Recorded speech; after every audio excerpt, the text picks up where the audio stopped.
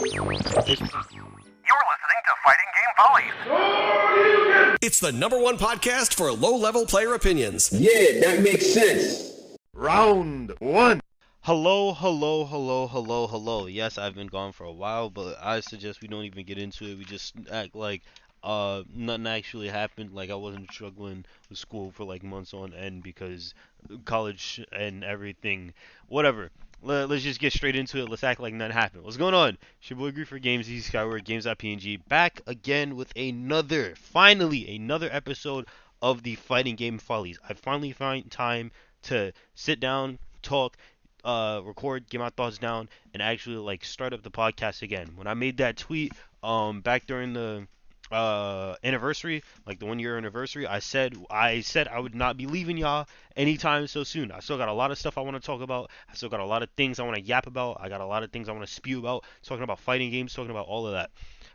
So what's going on? I have been away for quite some time. I said I wasn't gonna get into it, but man, college is just it's very hard to find time, especially when you're getting swamped with like 40 different assignments from like 12 different professors. It's crazy because I thought like being a young man like myself, I saw all these things happening to all of the other young men in the YouTube space. You see it from like people like Corey, other like college bound like content creators and whatnot. You're like, oh man, that's not gonna happen to me. I make time, but no, I very much was not able to make time. I very much had to lock in and like make sure I did not fail because this time around I'm actually paying for school, which means something.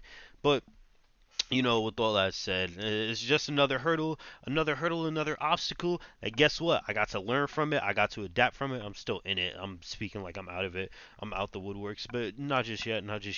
We get there when we get there. I'll talk about that probably some other time when I like decide to talk about myself. But I say we actually like stop stalling. I say we start balling and we actually get into it. Last week, Uni 2 beta. I actually got to play it. There were a lot of betas that were happening around this time. I think the week before the Uni beta, there was the Grand Blue Fantasy Rising beta. I didn't get to play that. I know the game is coming out, I think, this week, the 30th. So I'm probably gonna lock in, play that, or I'm gonna lock in, buy that because Grand Blue seems really interesting, and I've really wanted to try it out for a while. I'll say this like right now before I get to the main event, which is like the Uni 2 beta. But overall for that, I saw some of the things that I thought was cool. I thought it like overall seemed interesting. Obviously since I didn't play the first one, I can't really like speak on like all of the system mechanics and everything that changed. So I'm just going to be going in completely new. I'll probably talk about that like when that game starts getting its bearings. Hopefully Rising fares a tiny bit better than how its initial base version did. I assume so because they wouldn't have doubled down and made another version. I saw a lot of people playing the Fall Guys version of the thing, which I thought was kind of funny, and it tricked more people into playing fighting games and actually start playing the other games. So that's good. And that's good on Psy Games, I think, is the like overseeing company or whatever. That's good on Psy Games for like tricking people and getting them to play adjacent games to their fighting games that are adjacent to other things. Which another thing, tweet me out or like hit me up on Instagram. Somebody, if you have like some sort of lying document or like YouTube like video documentary or something that can get me into Grand Blue lore without me having to play the games, I would really appreciate it because I really want to play the new like actual Grand Blue game that looks like Monster Hunter. I'm sorry if that's disrespectful to any actual Grand Blue fans. It just looks like Monster Hunter to me. I really want to get that game, but I have no idea what is happening. And I'm also hearing talks of like an anime adaptation, and apparently it's supposed to be like the stuff that's happening in Rising right now is supposed to be covering like the best arc. I think it's called like Our Sky is Blue or something. Um, I want to get invested into this series because it seems really cool, but I tried to do my own research and I came up with absolutely nothing. So if like any Grand Blue Gremlins are out there, that's what I'm gonna call you guys from now on. If there are any Grand Blue Gremlins out there that like can give me a full lore debacle and like just sit down and teach me all of the important like players and pieces and whatnot, I'd really appreciate it because I saw a bunch of, or like I still continue to see a bunch of stuff. It's like it's sort of like Blue Archive. I have no idea what's going on, but like I see like all of the character art and everything for it, and I'm like, oh, this seems cool. I feel like I might be interested in it. And I did like the tiniest bit of research for Grand Blue, and I'm like, oh, this seems cool. I'm kind of interested in it, and I just want to know more about it before I like really start to sink my teeth into it. And also, it sort of helps me when I figure out what kind of character I want to play because character is all about the character. It's not just moveset, it's also character and other things. But that's besides the point. Overall, Grand Blue seems cool. I'm probably gonna buy it on the 30th. I'll give you guys my thoughts and take on that when that eventually comes out in 3 days. Jeez. Which, by the way, also happy Black Friday. If they're on sale, be sure to play fighting games or be sure to buy fighting games. They're gonna Arxis. I think it or no. Steam right now. It's probably gonna be late because it ends on the 28th. But Steam right now, it's doing a big sale for a bunch of games, so obviously that means go tap in for your fighting games.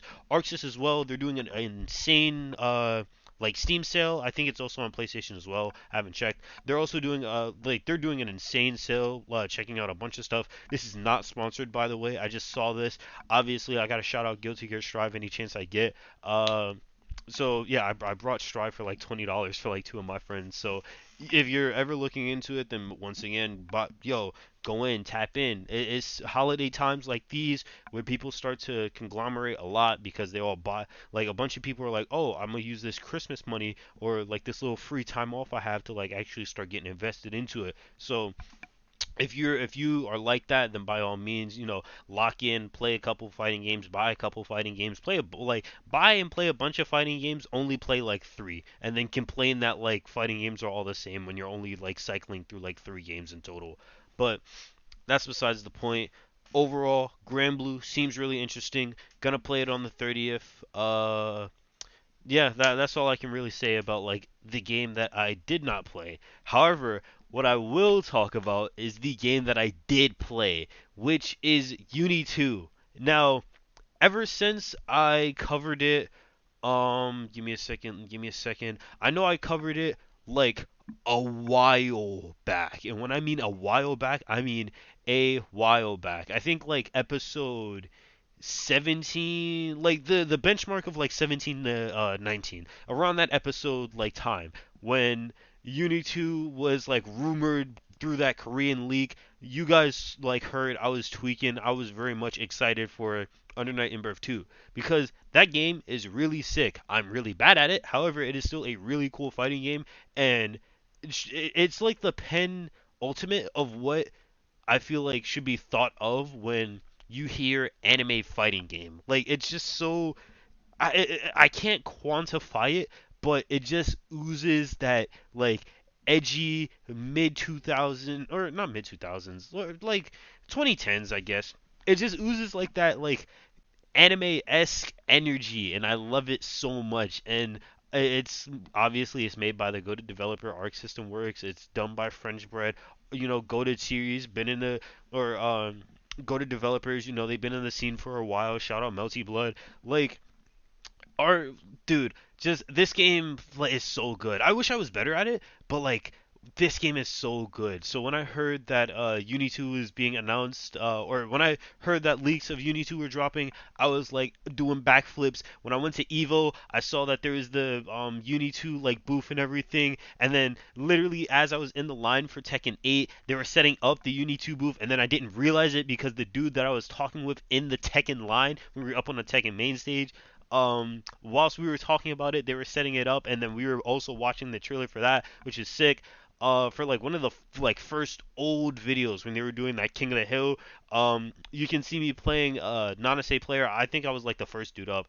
You can see me playing a Nanase player. I was playing Phonon and Hyde. Both of them were garbage. They didn't let us get like access to stream chat though, which kind of sucks because I wanted to shout myself out. But oh well. That's besides the point. Fact of the matter is, I'm bad at Uni, but this game is so sick to where I cannot get angry if I'm like getting dog walked. But as you can see, I very much like Uni. I very much like Under Night, I very much like the Under Night in-birth like titles and games and the lore and everything around them, especially the music. Ratio, he be hitting it with the music. He's always making bangers. Like I feel like Arxis is like at this point they should just stop making games and they should just be a record label company because like all of the games that they make, they somehow focus less on gameplay. Like I feel like they come out music first, gameplay second. Like all of the titles that they make, they're always like so like all of the music is like all it's really stacked, it's all really good. Composition from Ratio, top notch as always. I I'm like I'm jumping the gun on like so many different like points that I like actually want to talk about right now. And if I also seem like rambled and flustered, I apologize. One, this game just does that to me, and two, I've not been able to sit in this chair and like actually talk and make a fighting game Follies episode in like a while.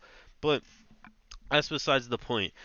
I like Uni 2 a lot. I liked it a lot. Overall the game felt amazing to play. Like I've been saying, I'm really bad at Uni, but it was always like super engaging, and every decision that I made like had some sort of impact.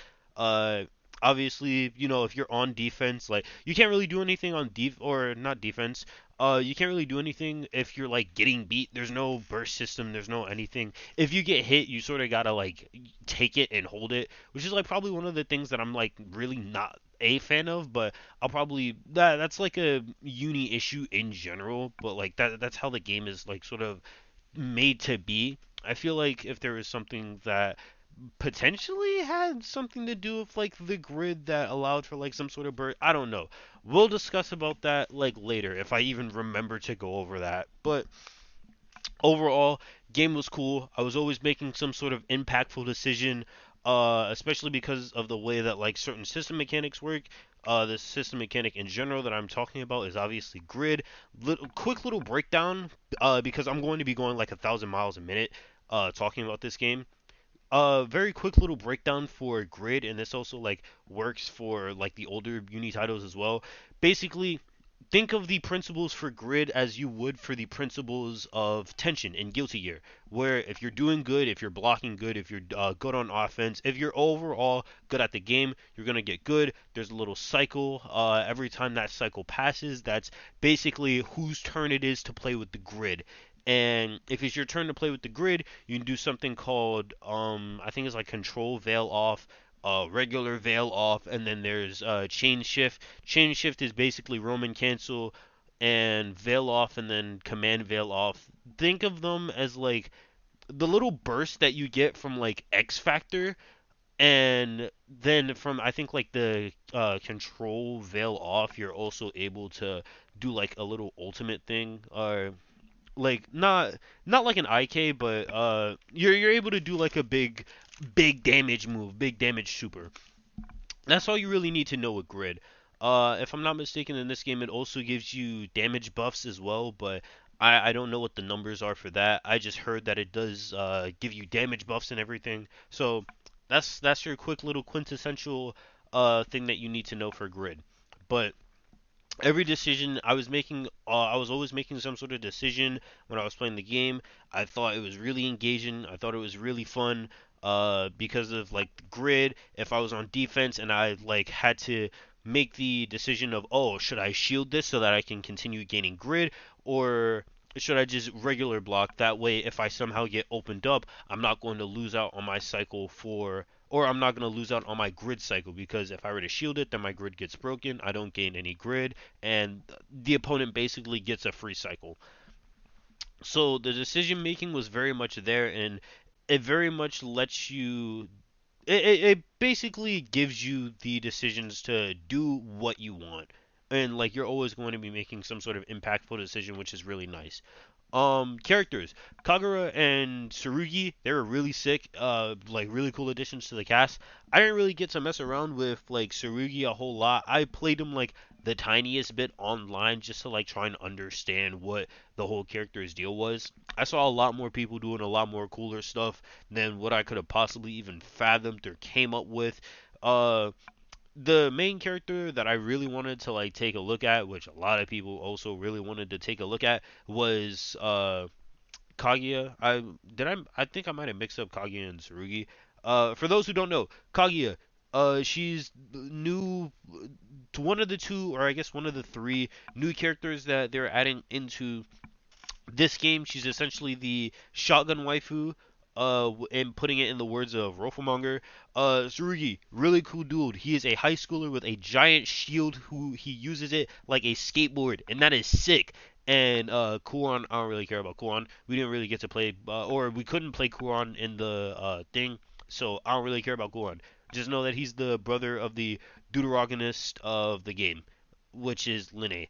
But Kaguya, just so I don't get them mixed up. Kaguya, Shotgun Waifu.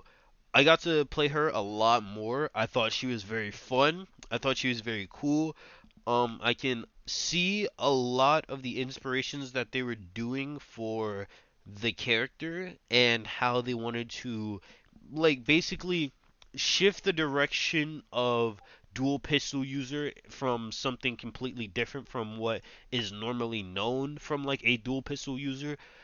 Because when you think like firearms and fighting games, you think Zoner, you think someone like Happy Chaos. It's either you think Zoner or you think Noel Vermillion, and there isn't really a whole lot of like wiggle room within those two archetypes. You either go full Zoner or full combo beast, and Kaguya is sort of like, I guess, the means to that, because yes, she does have the capabilities to zone. Yes, she does have the capabilities to do really sick combos, because everybody in Uniclear, or like everybody in Unis in general, just has like the capacity to do really sick combos.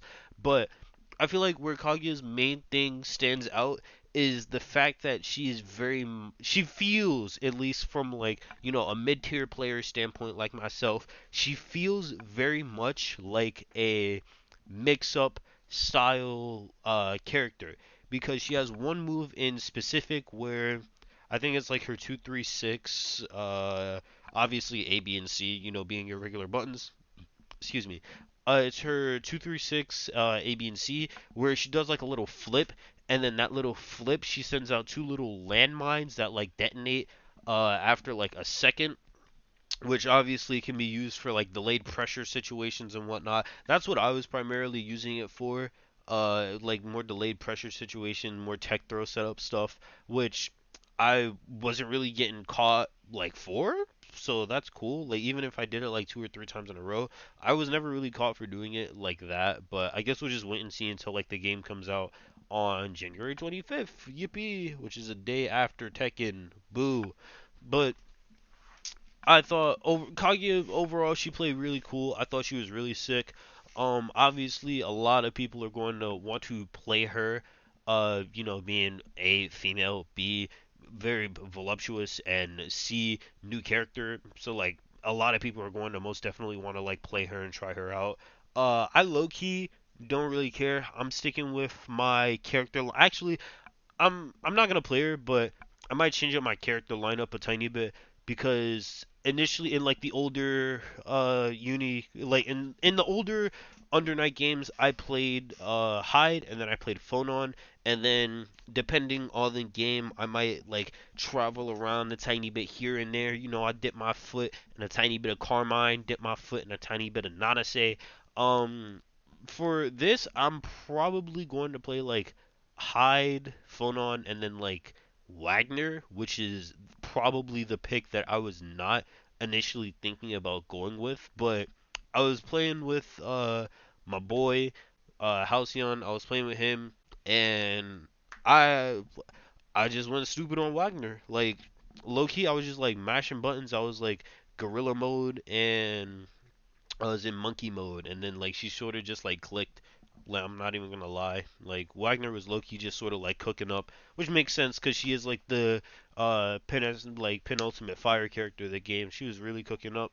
I didn't really get to use like all of her newer stuff, but I didn't really do that with any of the characters in general. So I guess for like outside of like Hyde, cause his thing was like a new force, BC, like which is basically his little like drive, I guess you would call it. I'm jumping guns ahead. I'm jumping guns. One more. Overall, Characters: Kagura, Tsurugi. They're sick. Great additions to the cast. We'll just have to wait and see what Kuron cooking with. We'll have to wait and see what the DLC is cooking with, which I have my reservations for that. I'll talk about that later. Music, bangs, obviously. Ratio, constantly. He's 7 stars, 7 stars chef when it comes to composing these tracks. A lot of the, or some of the notable, some of the noticeable tracks that, or I guess like notable tracks that I want to listen to a tiny bit more. Galleon Girl 2, the load exists, that the menu thing, the menu theme, it was good. I'm not going. It's probably like recency bias because I was listening to it a lot, like throughout the thing. But the load exists track is good. It's not as good as the old menu theme, like the old online music thing, especially because my dude cooked with sampling dial-up noises. I always think that was like probably one of the sickest things that could have been done in like video game, or not like the sickest, but one of the sickest things that could have been done in like video game menu music. Dude actually like sampled the like dial-up noises in the online. Like, come on. Granted, it was also because it was like dial-up, like it felt like playing in a dial-up setup, like with the delay based netcode and whatnot. But you already know we come in and rollback day one, because you obviously need day one rollback. If your game don't drop with day one rollback, everybody gonna drop it. So yeah, Galleon Girl 2, Load Exists, Tearing Bullet, which is Kaguya's theme, and Beat Eat Nest 2. Beat Eat Nest 2? Dude, I already really liked Beat Eat Nest, or yeah, Beat Eat Nest to begin with, because I'm also like a sleeper Byakuya player, but Beat Eat Nest 2. Dog, best believe I'm in the car, I'm in the whip, I'm absolutely tearing asphalt to all of these tracks. There's a lot of other really good ones as well. Someone pointed out Elfeld's track. I don't know the name of it off the top of my head, but Elfeld's track, it had a reference to, I think, one of the older openings for Melty Blood, because if you don't know, Elfo, or not Elfo, Eltem, she is originally a Melty Blood character. I don't know if she like comes from Tsukihime first. I was trying to remember the name of the visual novel. I don't know if she comes from Tsukihime first and then Melty Blood, like how all of the other characters do, or if she's strictly a Melty Blood character then got added to Tsukihime. But her theme, like there's a specific piano part that makes reference to one of the Melty Blood openings that was really sick. I don't know if Raichio also composed that or not. If he did, that's cool. If not, that's really cool. Hyde's theme, really cool. Obviously, Nightwalker 2, that's the only other one that I can like name off the top of my head. Linnea's theme, really good. Like, Undernight music is really good, which makes sense because this game is like, or this series is the series where a lot of both like non like fighting games and non-fighting game players would get like background music for like matches or like highlight reels or stuff, which is insane because we essentially just got like an album update and like a couple of additions. So that's cool. Some of them I kind of have like a tiny bit of reservations and issues with, but I know overall it's better to have them be like all of the two versions because all of these characters are, I guess, like more grown, or not more grown because I don't know exactly what the time frame is from like clear to now, but I know there's obviously been some like sort of lore developments because this is very much like feeling like it's the penultimate of everything that like all of the characters are coming to, and they're all like coming, like everything's coming out ahead basically. So overall, music really good. Ratio 7 star chef. You already know my boy cooks. Ratio is always cooking whenever he's on like anything, and I think he knows this. Like if he doesn't, he needs to know that that boy can cook. Call him Ramsay. That boy is like get him in my kitchen because he is constantly cooking. Even with some of the stuff that he scrapped, like Hyde's like or one of Hyde's initial themes that was completely scrapped and like almost sounds like nothing like how Hyde's theme sounds like now. That was still gas. That was insane. It was so good. But yeah, obviously I have some other tracks that I'm not really a fan of all too much. I don't really care about them all too much. Waldsteam's theme is alright. Carmine's theme is alright. Seth's theme alright. Chaos, I kind of like Chaos's theme. Akatsuki's Hilda's Nanase's, I already mentioned it. Gallant Girl 2 is really good. But yeah, I'm Ratio overall. My boy cooks. He knows exactly what he's doing.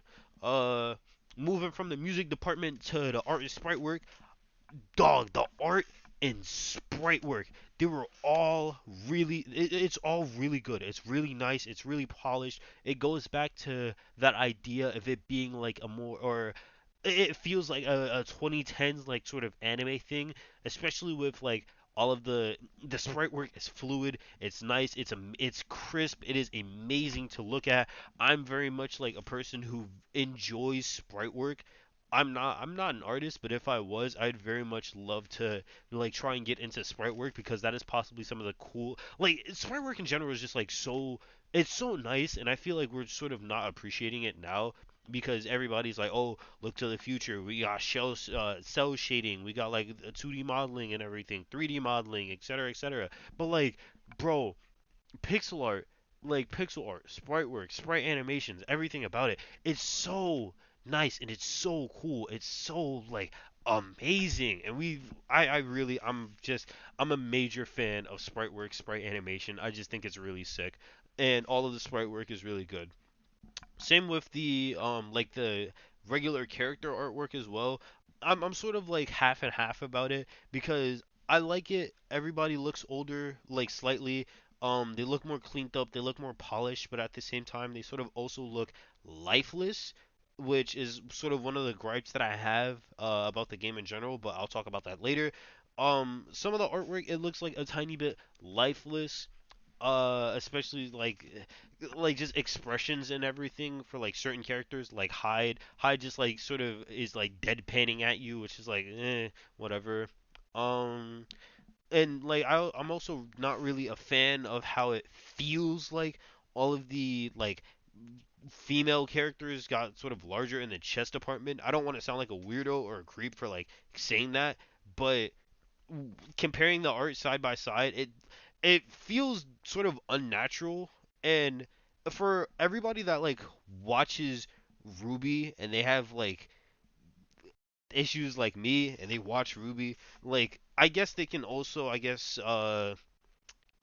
understand where I'm coming from for this because like if you look at like all of the work that was done from like season 1 all the way up to like now season 9, obviously they got older so it makes sense, but like all of the jumps that were made, they feel, I guess, unnatural is the word that I'm looking for.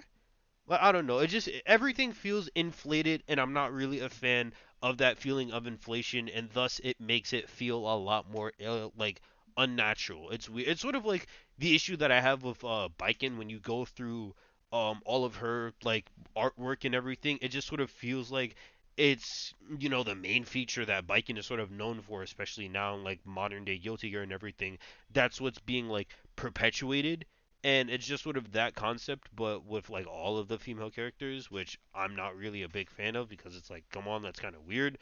Well, it makes sense because one of the many drawbacks of having a anime fighting game, you're gonna have the anime stereotypes and anime tropes that are very much in there.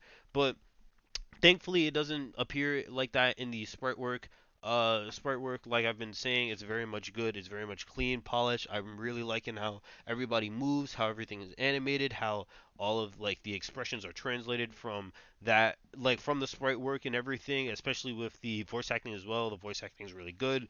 That's all I can like, or that's not all I can say. I can say a lot more about like all of the stuff that I really like, but those are like the main points that I really do enjoy about Uni or like Uni 2.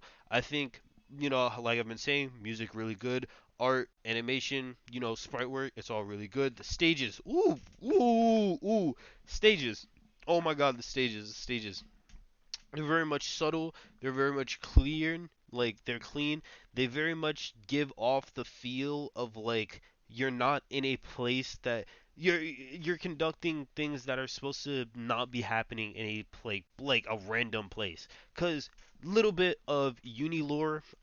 Basically the night happens. I know it's not randomly, but I know it's not like a confined thing of every month.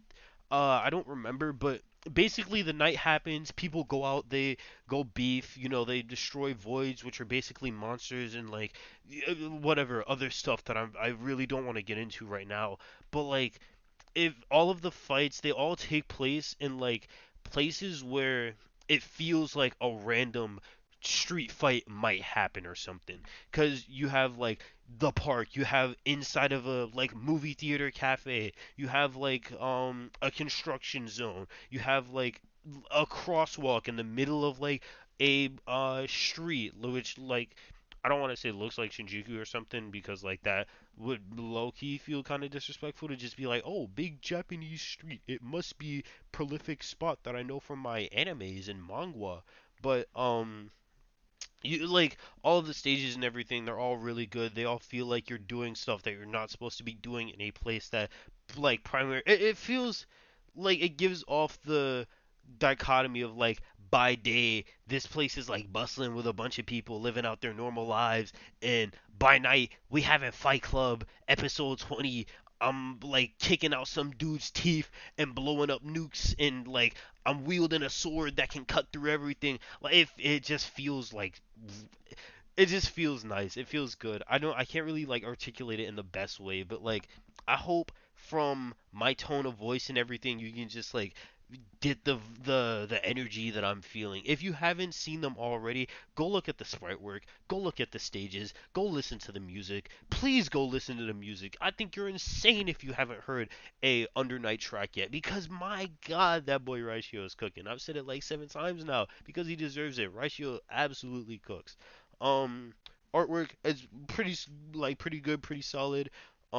Game overall pretty good, pretty solid. I'm liking a lot of the things about it. I'm liking a lot of things about it, but like obviously I also have my gripes about it that I low key want to touch upon right now. Round two. So now we got to talk about, this the other half of the coin, the necessary evil, because it's not always sunshine and rainbows over here, little fella. We got issues. Not crazy issues, but still issues. Some things that I wanted to like bring up just with my experience in general, and some other things that I didn't really want to put in like the likes slash things that I really enjoyed segment. So this is gonna be likes or didn't likes or like don't likes, I guess, and like fixes. And really quickly, I want to get back into the like UI presentation and everything, and like that one, or like I want to start with that because I think that's probably one of the biggest things from like a non-player perspective.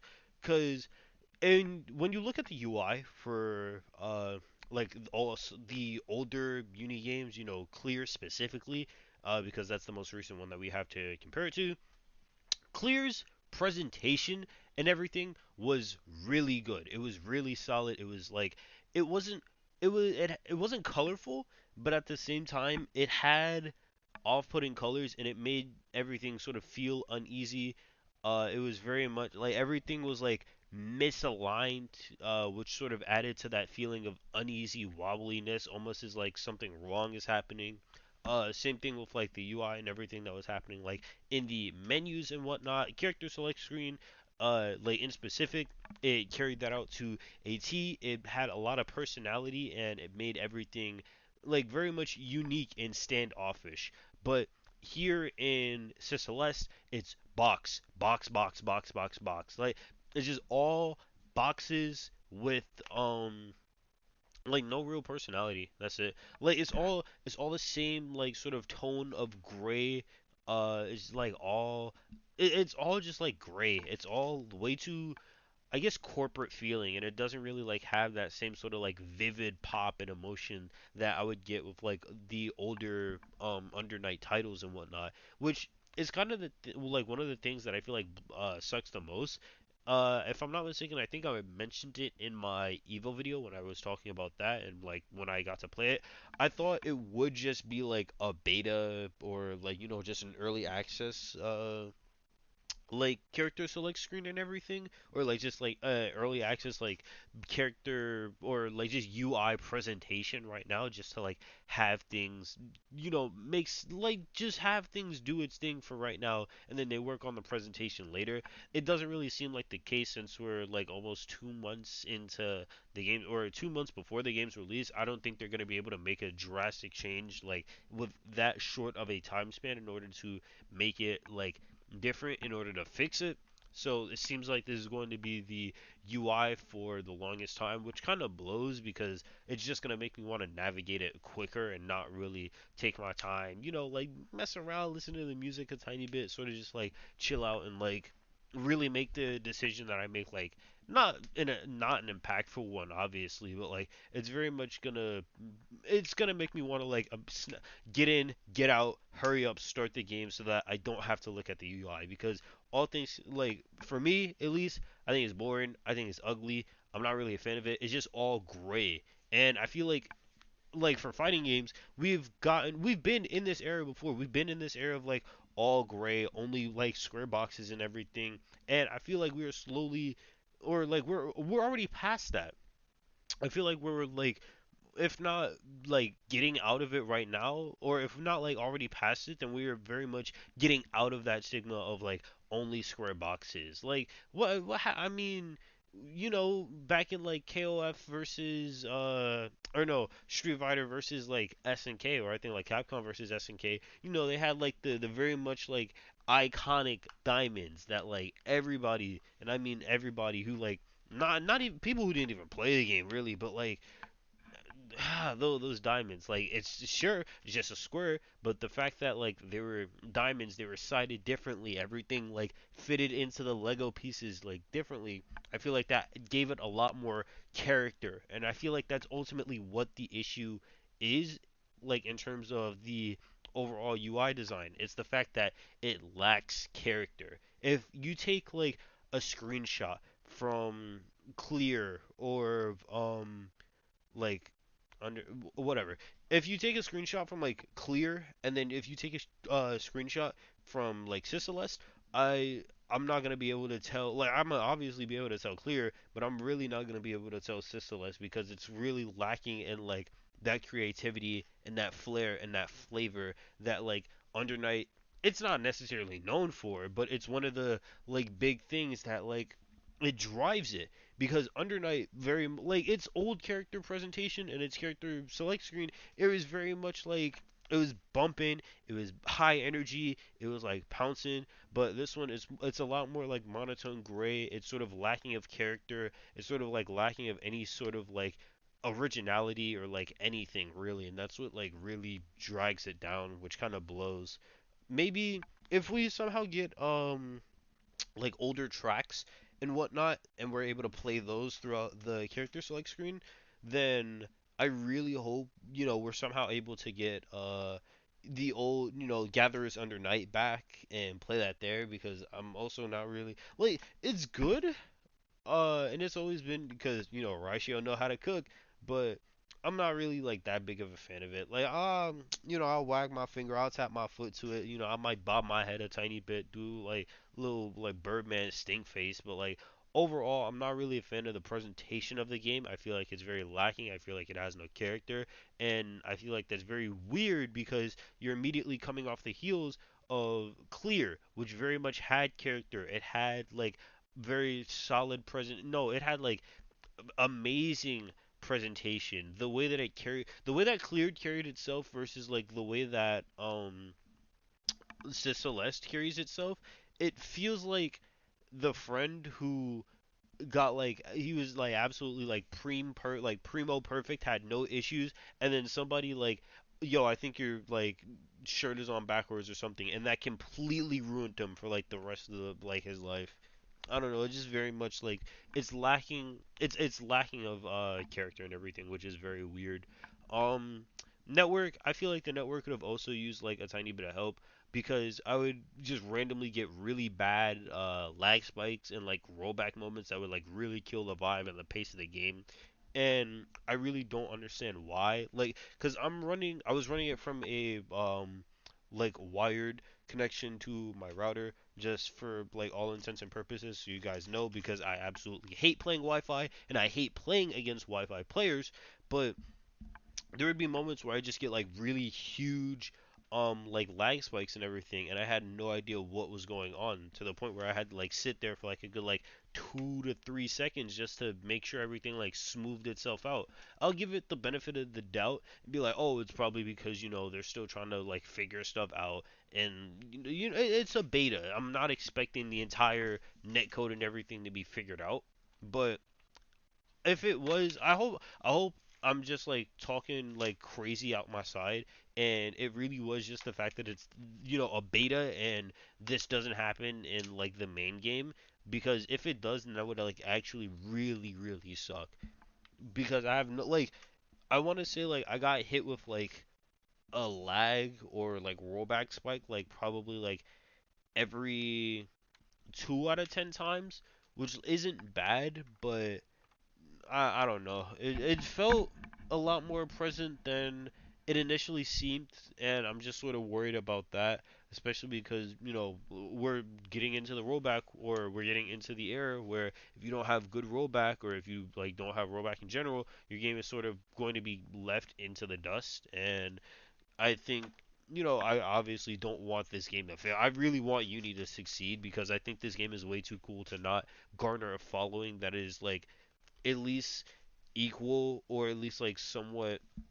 I feel like it should be like slightly like smaller than like something like Blaze Blue or Strive, because I think it's very much on par with those titles, especially being published by Arc System, made by French Bread. French Bread has dipped their toes into fighting games for a while. They're very much known for a lot of inventive systems and everything. I feel like this very much should be a game where like people are like, oh, okay, we see the top goats, and we see like we got class 1A, and class 1A, it's your Tekken, your Mortal Kombat, your DOAs maybe. I don't know what you'd consider to be like your top fighting games, but like it's the staples. It's your Street Fighter, it's your Tekken, it's your Mortal Kombat. It's the things that have pioneered and made the genre. And you got your class Bs, the ones that are a tiny bit more experimental. You got your DOA, your KOFs, or no, KOF is more like uh class like A, and then class B. You got the main stuff, and then you got the side stuff. And then I feel like the uni should be like around like the top of that like class B. Maybe you can make an argument for low like class A. I don't know. I'm sort of just speaking right now. But I think the game is very good. I feel like it deserves to have a following that represents the amount of passion and work that was put into the game. And if it has like a not so like good net code, then like that would be weird.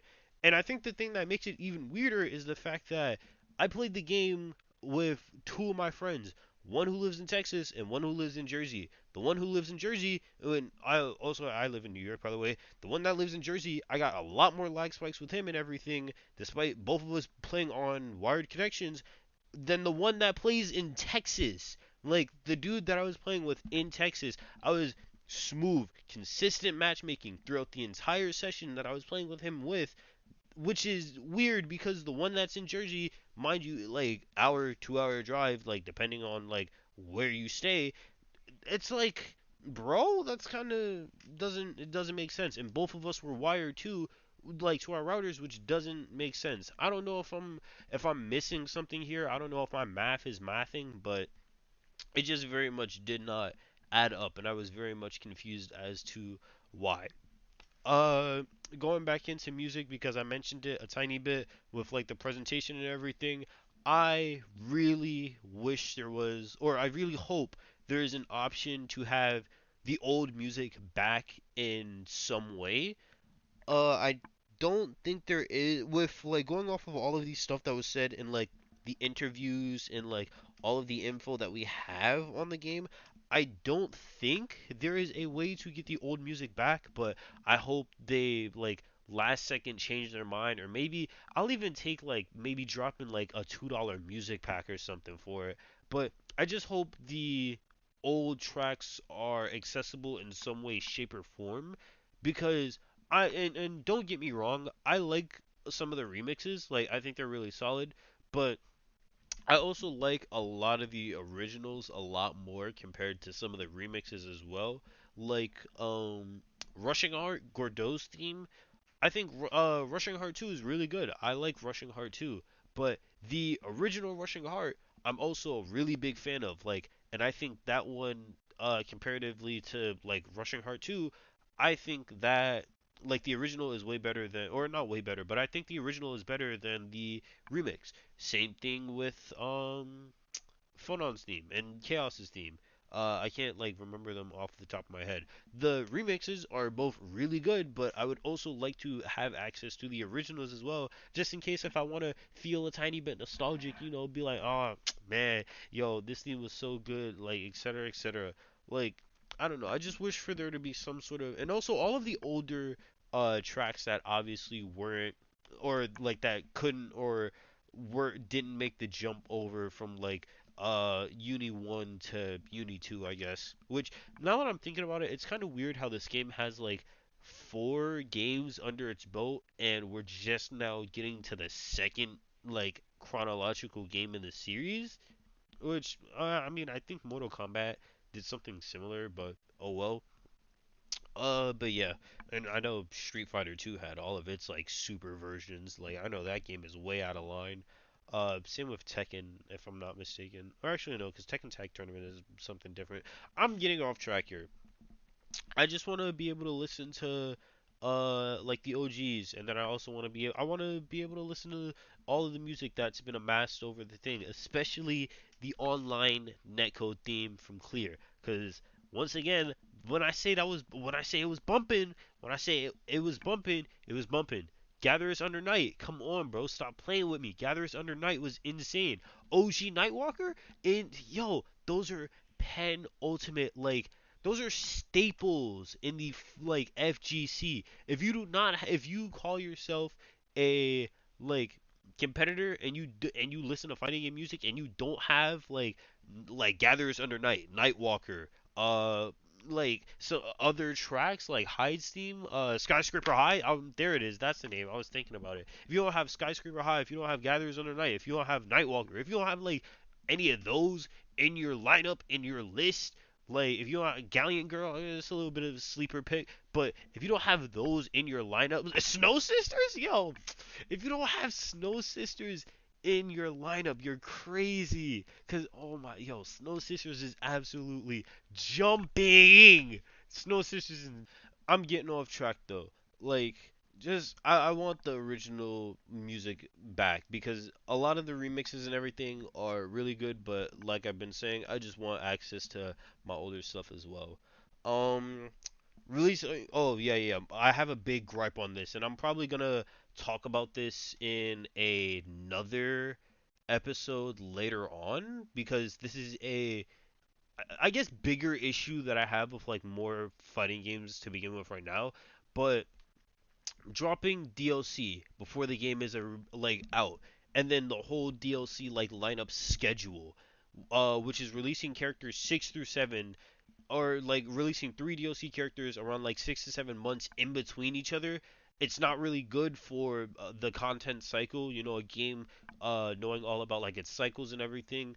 It doesn't really keep like the casuals involved with a lot of stuff, especially since this is a lot more of a niche fighting game, which is already sort of fighting for retail space. Like the fact that it's coming out a day after Tekken 8 is, or a day before Tekken 8, is probably the unluckiest thing that could possibly happen, because you are already, since day, like you don't even have a full 24 hours before you're actively fighting like against a titan for like mine and retail space. Because I guarantee you, as soon as Uni 1 comes out, or as soon as Celes comes out, everybody's gonna be talking about it day one. They're gonna be like, oh, look at all these combos and everything, yada yada yada. It has that single like spotlight, and then everybody's going to forget about Uni 2, play Tekken 8, talk about Tekken 8 for the next weeks on end, and then everybody's gonna be like, oh, yo, that's right, Celes, man, that game was so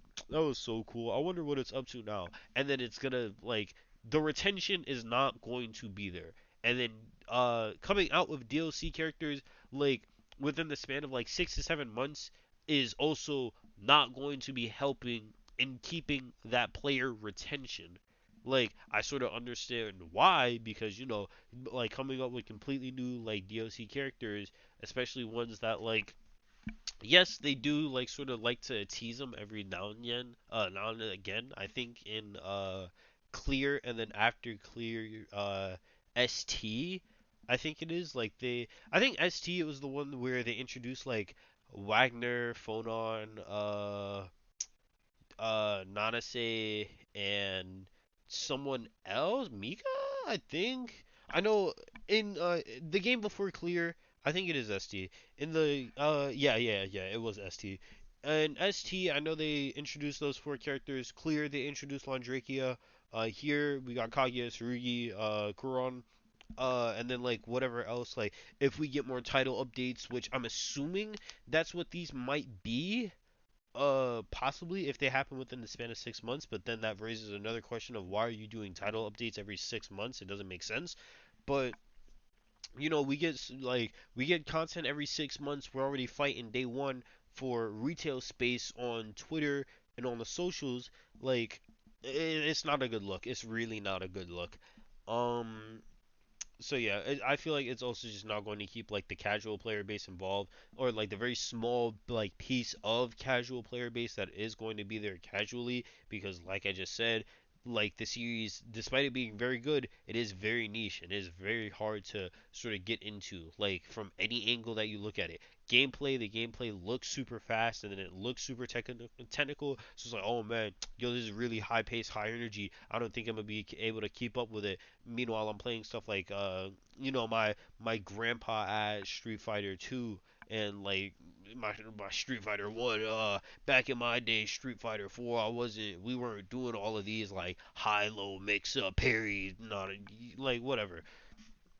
I feel like we're already going to be fighting for like space, and it's not going to be able to keep like casual players involved, and it's just overall not going to be a fun time. And then releasing deal like both announcing the fact that you're releasing DLC before the game even comes out is insane.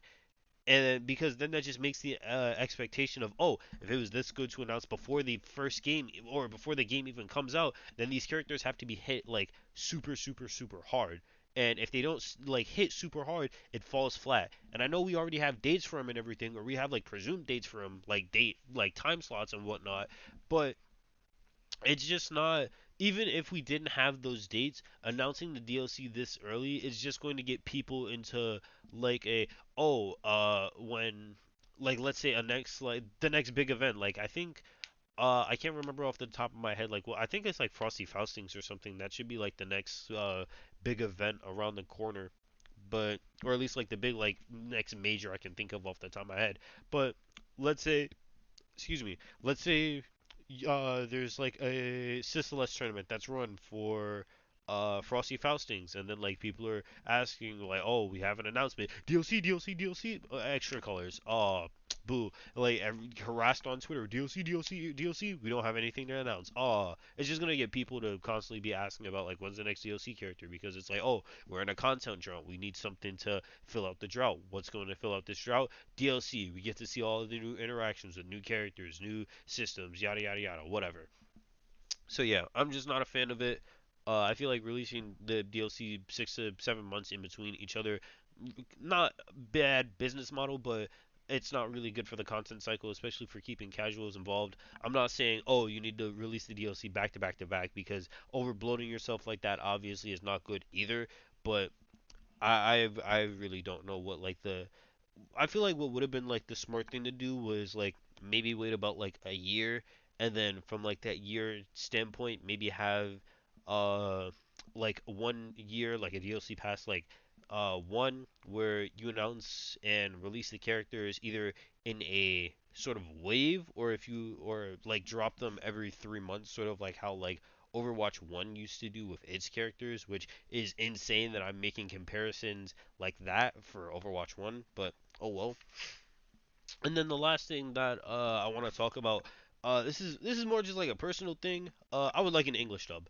Like I know, like I've said like a bunch of times, this game is very much anime. This game is very much like kawaii, desu, baka, any other like Japanese buzzwords you want to use to sort of like make yourself seem smart because ooh, I know Japanese, right?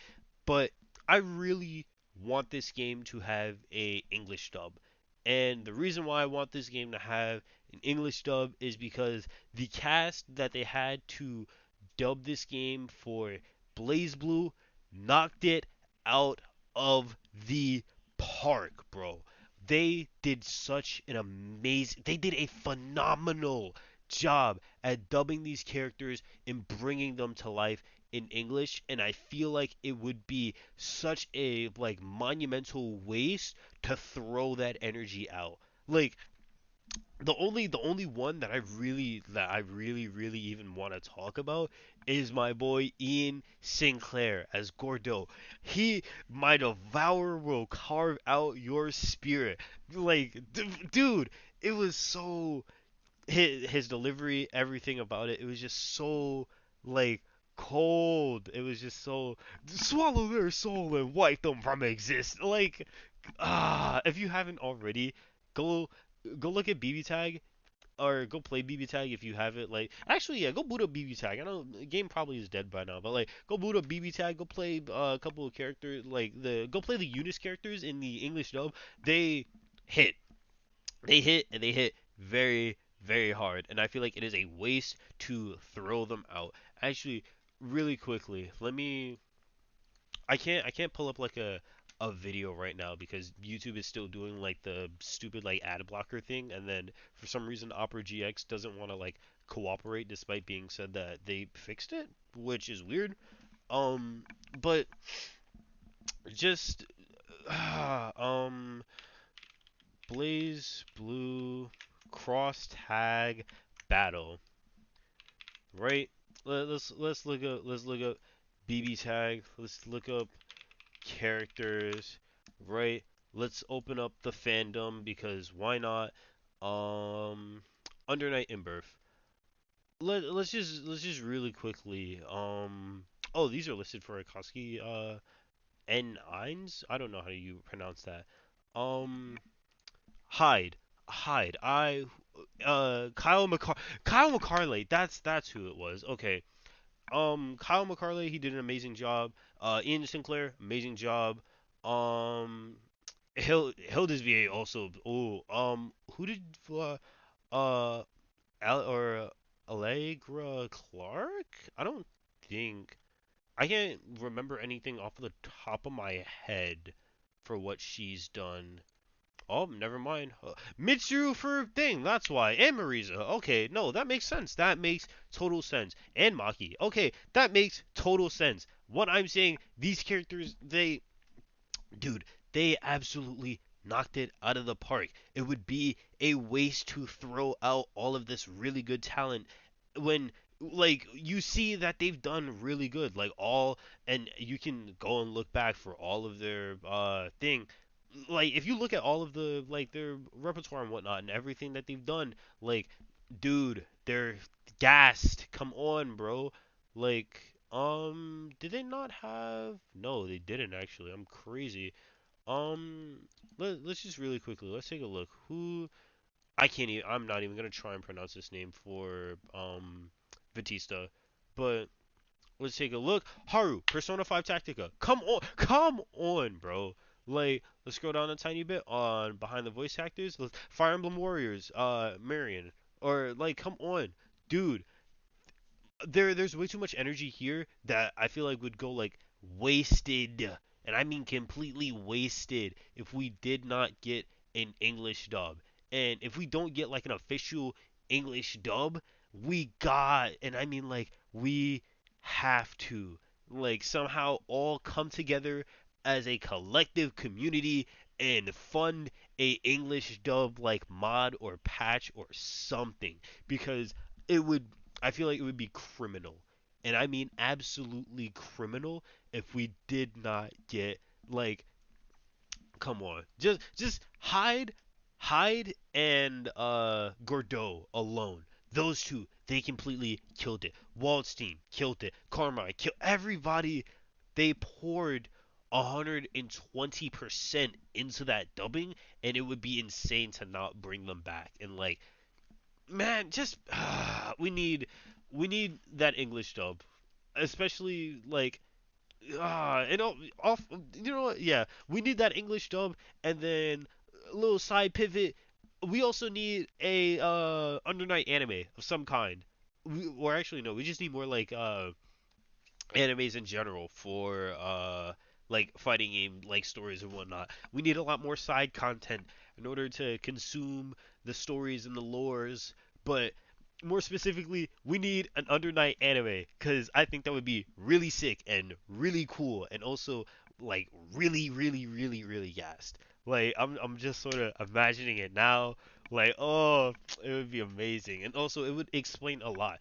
If not an anime, then at least like some sort of like 6 episode like web series, like maybe like 5-10 minutes. I don't know, like something that gets the people more invested in the Under Night lore, because before I even got like, I don't even want to say accustomed to it. I had to like scrounge around and like sort of dig my way through and figure out what was happening, and even then I still didn't really understand what was happening. All I know is that like Lene is like 1,000 something years old because her and her brother got experimented on, and now her brother like, he has the, or Hyde like has the sword that is able to break their curse, but he can't do it because he not likes Lene, but like, they're cool, they're chilling, and then Goron wants to use it for something else. I don't know.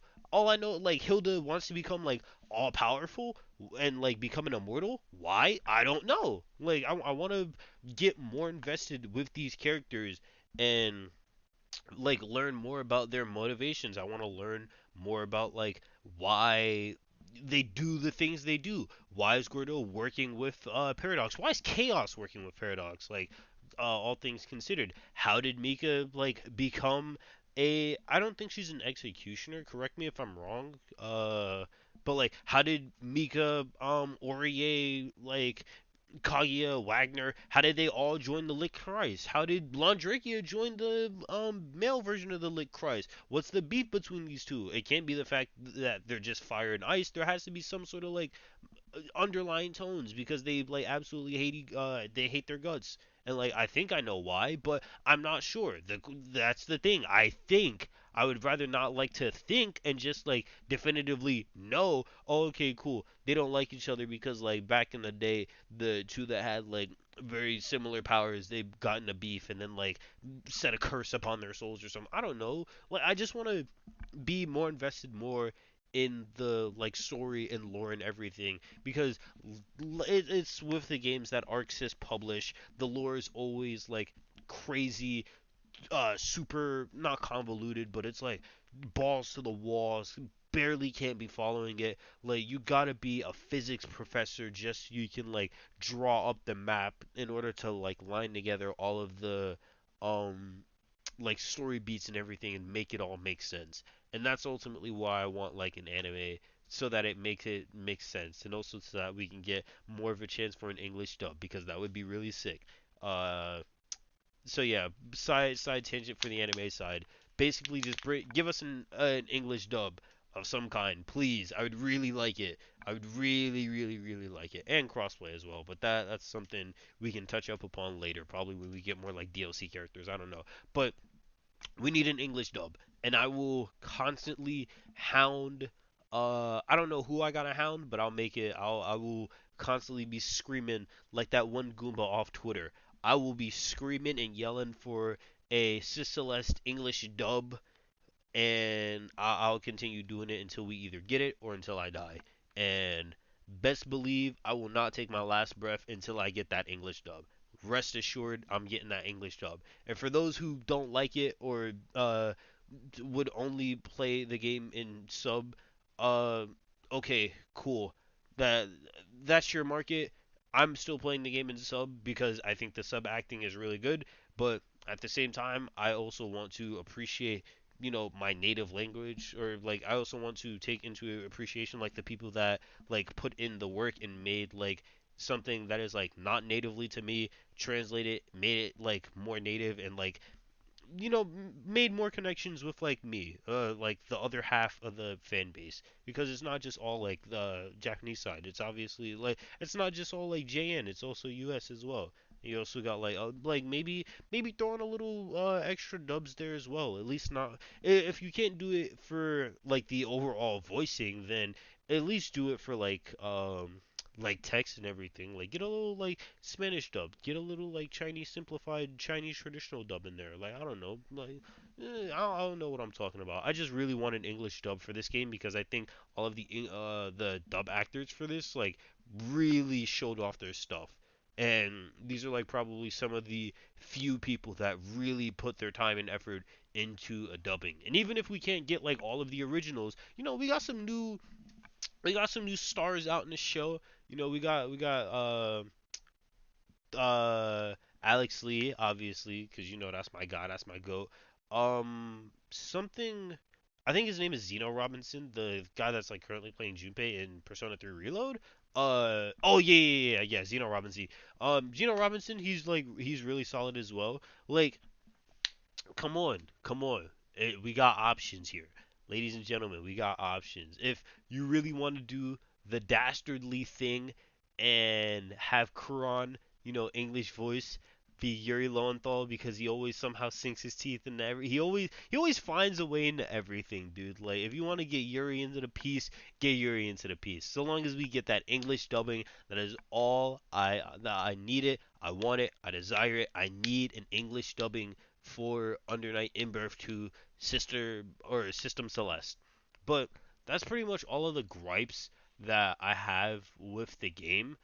Like I think it's not like a crazy amount of stuff, and I feel like all of these are either going to be fixed during the DLC or not the DLC during the overall release.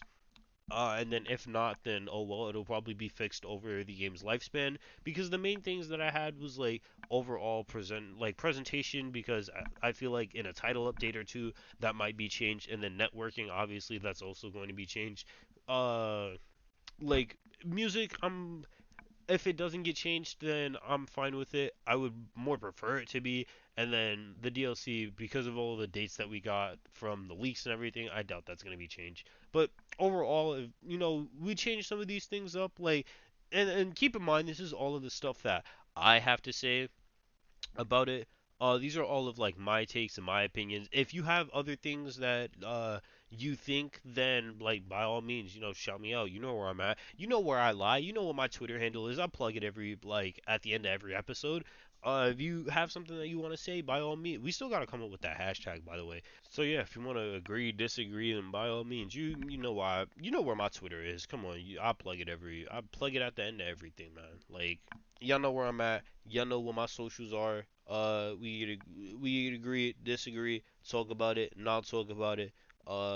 Just sit awkwardly in the room and then like both make like eye contact and like be aware of each other's presences, but actually not say anything of note while and just like sort of dance around the topic at hand. Whatever. So long as we get more people in the discussion, in the conversation, that's ultimately what I'm really worried about and what I want to push. But these are all of my gripes with it, and that's also all of the things that I like about it. Um, that's pretty much all I can really say about like those things, or at least those things from playing the beta. Round 3. Alright, so overall, I think the Uni like 2 beta, the System Celeste beta, I think it's really good. I think it's a really solid beta, especially for a game that's like to be coming out in 2 months. Obviously, we had a couple roadblocks every here and or not roadblocks, but we had a couple bumps every here and there.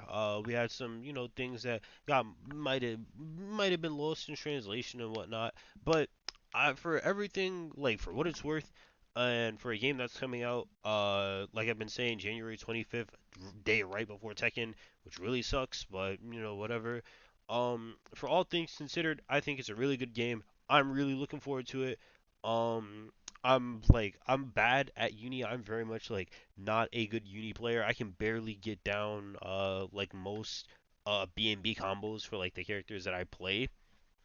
But overall, I think as like just a game that I want to like sit down, play, learn, and like just really like grind out and everything, this is definitely one of the games that I'm going to be like spending a lot of time on, especially since like the it's very unique in terms of the scope of everything else that we have like had in recent times because immediately following this like and I mean immediately following this we were going to be like getting like paired up with a really big titan which that's not really going to leave for a whole lot of excuse me. It's really not gonna leave like for a whole lot of like people to play thing, but I feel like the ones that really do want to play it, they're going to stick together and they're most definitely going to be the tight knit community that like leads the charge into like bringing this game and like probably bringing out the best versions that this game could possibly bring out. And also I just really want to see the ending for this narrative because like I mentioned before, this is very much looking up to be like the final, like penultimate of like everybody's thing, which is kind of like crazy because 5 games, second game, we're gonna be ending the narrative. So I wonder if it's going to go forward with like something completely new. I wonder if Hilda's going to actually like complete her task of becoming a rebirth, which that she basically just wants to become immortal. I'm not gonna explain that. If you guys want me to, I might be down to like just chill out in a stream one day and then just like try and piece together really bad like uni lore and whatnot. I like how everybody has videos like explaining Guilty Gear lore really badly or explaining Blaze Blue lore like in under 20 minutes or something and yes, 20 minutes is like the shorthand version of Blaze Blue lore. But like nobody has made one for like the obscure and very niche fighting game of Under Night In-Birth, which I guess makes sense because it's very obscure, niche, and underground. But I feel like this game very much. It's a good game, and I feel like it's most definitely going to get that recognition of being a good game that can stand upon like not only its own 2 feet, but also contest with like maybe some of the more like the B-side celebrities. If this is if I'm gonna try and like go back to the analogy that I was making earlier about like fighting games. If you're like top tier like genre definers, right? If those are A-list celebrities, right? Street Fighter, Tekken, Mortal Kombat, King of Fighters, like I guess Killer Instinct. I don't know. When you got like your complete like shift the world margin fighting games, right? The ones that really make movement. And then you got your B squad celebrity or like your B list celebrities, like just going off of let's open up my thing really quickly and like look at the fighting games, you got your B squad celebrities, your Marvel versus well actually no, I think Marvel would be more of like an A list celebrity. Yeah, Marvel's more of like an A-list, whatever.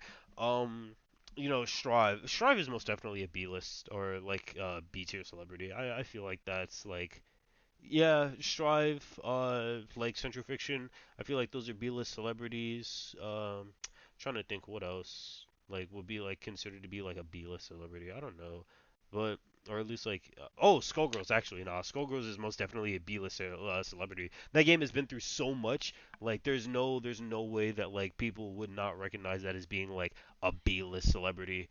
And then obviously you have like your indies, and then your sides like Footsies, Yomi Hustle. I'm trying to think. Persona 4 Arena Ultimax, like your C-list celebrity, all of the stuff. Well, depending on your take, all of the stuff from like all of the Fightcade stuff could be like either like old retireds or whatnot. Whatever.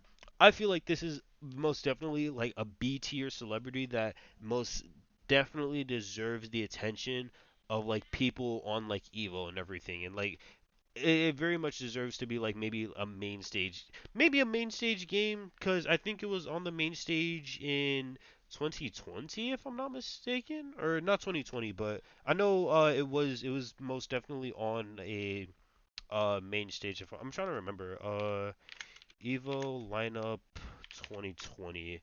I don't even think canceled. Yes, it was. Okay. Yeah, change to Evo Online, Under Night in Birth, Tekken 7, Soul Calibur. That's another B-lister. Sam Show B-lister. Fighters B-lister, Grand Blue B-lister. Man, now that I'm thinking about it, there are a lot of non like. Well, I mean, we only really have like 4 games total that are like really changing a game like that. But looking at this lineup, like be Eunice or yeah, Under Night in Birth, it most definitely deserves to be up here on the main stage every now and then. Like, which ooh, if you sitting at the table with top dogs like Street Fighter, Tekken, Marvel, like fighters still somehow is not dead. Like, come on, bro. Come on, bro. Like, and yeah, obviously, it's. I just want this game to do good. I want this game to be a fun experience because this is very much a game that I'm looking forward to, and I just want to be able to play, and I want to play it a lot, and I want to be able to like come home from classes, play the game and then be like, all right, you know what? I gotta lock in and go play rank, and then I get completely washed in rank. I don't know. I want to be able to have fun with people in this game, and then like just also play it with a bunch of people and just play the game with a bunch of people, and then have fun playing the game. You know. That's all. That's all I really want to do, and that's all fighting games really need to do. Just like have fun with the game, and play it with other people. But that's pretty much it for today's episode of the Fighting Game Follies. Let me get off of evil lineup stuff. I don't care about this. Man, I need to get like a guy in the chair so that I'm not like stumbling over my words to come here and help me like figure out all of my stuff like whilst I'm the professional yapper with my degree in yapping forensics or whatever. Like I need somebody to like, oh hey, here's blank blank blank. Here's what you need to do. But oh well. I'm back to be in the chair. Like I think I might need to change up the not I might need to change up the formula for what I'm doing right now in terms of like how I was initially going about it, mostly because I was trying to do one every week, but I feel like that might not be the play. I feel like the play might be I try and get like a set amount of episodes out, like maybe uh I don't know, 'cause maybe 3 episodes a month and then nah, I don't know. It's tough because I don't want to do like a format where it's like 3 episodes a month. I pump out 3 episodes back to back to back at like the last week and then drown like completely be dry. I also don't want to do like 1 episode a month and then it's like a complete side list of like everything that has happened within like the month specifically for writing games. I feel like that might be a good like special episode like per month, but I don't know. The frequency of it would sort of ruin what the thing as special would be. And I also wouldn't want to label it as like a thing recap because then that would be really boring. I don't know. I guess we'll have to figure that out as time goes on. We move into the new year, whatever. But whatever. We finger we figure it out. I got a Discord message that had the word finger. I apologize. We'll figure it out. When we get farther into the year, I start getting like, I guess more years under my belt. 'Cause we made it a year. Thank you so much. I know I've been like very much absent for these last couple of months. Like when I say school came in with hands, and I did not have the game plan to figure out how I was going to juggle this and on top of school. So I very much like really do apologize for that. I legitimately just was not expecting to get swamped with so much stuff so quickly, and then for it to all like boil over and completely mess up my workflow with like recording and whatnot and sitting down to record.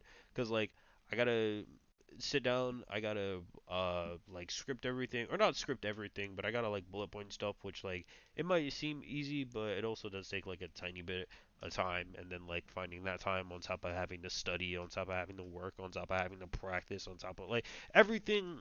It, all the small things start to pile up very quickly, and you don't realize it until you're already like you don't realize it until it's too late. But like small like 20 minutes is a fair bit of time. Like 30 minutes is a fair bit of time. I've been sitting here yapping for like what does time say? Like I think like almost an hour, like maybe 2 hours. I don't know. I think only like an hour if I'm not mistaken. But like I can yap.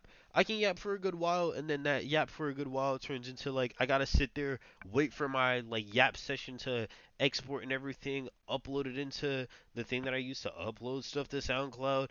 Then gotta wait for that to upload. Then I gotta wait for other stuff to finish. Like it takes up a lot of time, and then like a fair bit of that time I can't even be here because I'm out like doing other stuff and tending to other needs that I'm needed elsewhere. Swoosh! I'm like Superman. I gotta go off and do other things, but I really do appreciate you guys like coming in and always like sitting here listen to me yap, like listen to this like low tier like nobody who comes from like New York, and then just like I see here I play fighting games, I talk about fighting games, I talk about stuff I want to talk about like about the fighting games. I'm like my brain is terminally like fixated on this little niche genre of video games, which like I really don't think there's any saving me from it. Uh so yeah, I'm just glad I'm able to like share into like my passion for it with like other like-minded people. And if you're not even like a like-minded person like that, then like and you still want to listen in and like hear what the average or no, not the average, but like what a person who like really is obsessed with this genre is, then like I'm glad I can be your like sort of outlet for it. And I hope I can, maybe help you understand and like learn this stuff a tiny bit better. If you're getting into fighting games, obviously, keep practicing. What did Soldier Boy say about Fortnite? Hey man, if you want to get good at Fortnite, know how to build, get a good squad, get a lot of materials. um, like get I don't really want to say oh just get good, but like really take the time to like practice. And when I say practice, don't like mindlessly practice, play the games over and over, but understanding like you got to understand what you want both out of the practice and like training sessions, and you also got to know what you like really need to work on. Like real side tangent, but like fighting games are like 25% homework, 25% like knowledge checks, 25% like execution, and 25% like heart and motivation. Because if you're not motivated, then obviously you're not going to be able to like practice, get them games in, and like really understand it. And then if you're not doing your homework, then you also not going to understand. Oh, why is my button being beat out by X, Y, and Z? Not knowing that I'm +3, like my brother in Christ. I'm +3 on a 6 button move, and the only thing you got is like a frame 7 jab. What you mean? Why am I getting beat out? The math is right there. If you need help in understanding that, then by all means, I will be there to help and guide how I will hold your hand and guide you through it. But like, come on, I'm +3. If I'm +3 and my move it comes out in 6 frames and I'm +3, that means I get to skip 3 frames and basically make that move frame 3. And if you think don't start up till frame 7, 3 is lower than 7, therefore I go first. GG's, shake my hand. You lost to a Manon that was mashing medium punch on your burnout and couldn't do anything about it. That's not on me. I knew the math. I was playing my game. You was playing your game. At the end of the day, you got outplayed. I don't know what I'm talking about. I'm sitting here rambling.